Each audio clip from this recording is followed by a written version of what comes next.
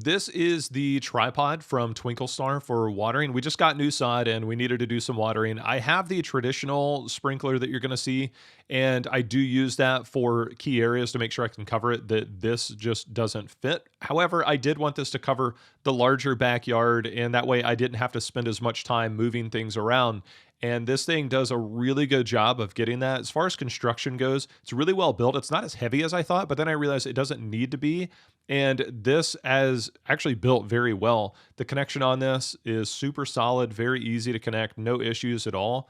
The legs on this does help go over bushes depending on how big your bushes are.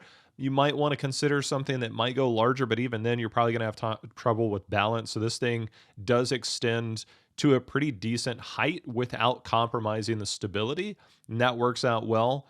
And you can also create angles on this, which if you put two up on one and one down on the other, it could work out really well.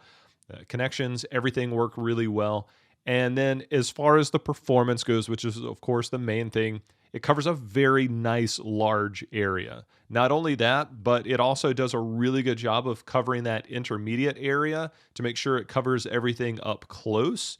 And so you get the full spray from where it starts to where it goes. This actually saves me a lot of time because I have to go out there and move everything to get things done. Maybe you need this for a stationary area, but if you're like me and you do have to move things around throughout the day to water areas, then you're going to need something that is going to cover a larger area, which is why I ended up going with this from Twinkle Star. This saves me a lot of time running back and forth out there, and it works really well. No hitches, no problems at all. And so Twinkle Star, once again, I use their products. They all work fantastically, and this is just another example of that.